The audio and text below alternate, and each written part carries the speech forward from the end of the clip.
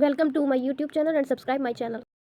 आज हम एक बहुत ही इम्पोर्टेंट एस्से ऑफ स्टडीज़ के बारे में डिस्कस करेंगे।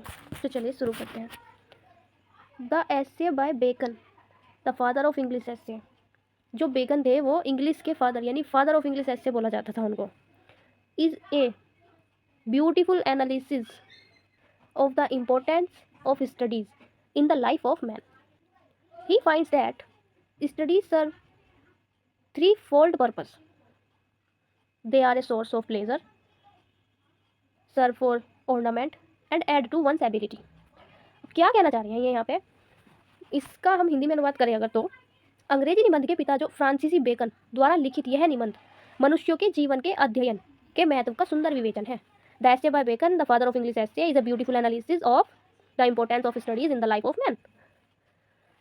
उसने पाया कि अध्ययन का मुख्य जीवन में त्रिपक्षीय महत्व यानी कि थ्री फोल्ड टाइप्स है, मतलब पर्पस है, तीन पर्पस हैं। क्या है वे? They are a source of pleasure, पुस्तकें आनंद का स्रोत हो गई, अलंकरण का कार्य करती हैं, सर्व फॉर ऑर्नामेंट और व्यक्ति की योग्यता को बढ़ाती है, and aid to one's ability. Studies give pleasure to man when he is leading a life of retirement and aloofness. Secondly, they provide ornament to man when he uses them in his discussion.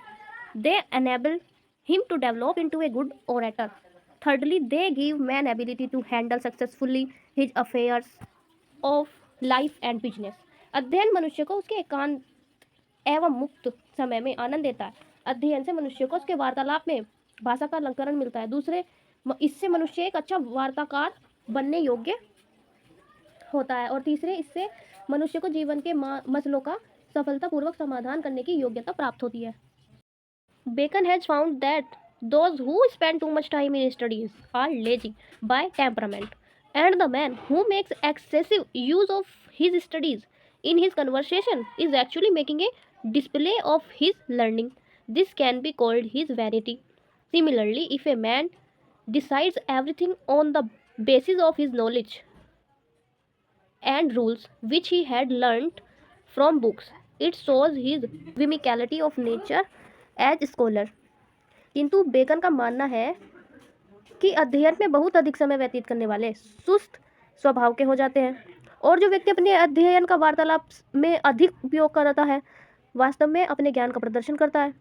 इसे उसका अहंकार भी कह सकते हैं। इसी प्रकार यदि कोई व्यक्ति प्रत्येक निर्णय किताबों से प्राप्त नियमों एवं ज्ञान के आधार पर करता है, वह एक विद्वान के रूप में अपनी सनक ही प्रदर्शित करता है। तो अगर आप लोगों ने मेरी वीडियो यहाँ तक देखी है, आप लोग यहाँ तक बने हैं, तो आप मेरे चैनल को सब्सक्राइब करें, वीडियो लाइक करें और शेयर करें। And thank you for watching my video.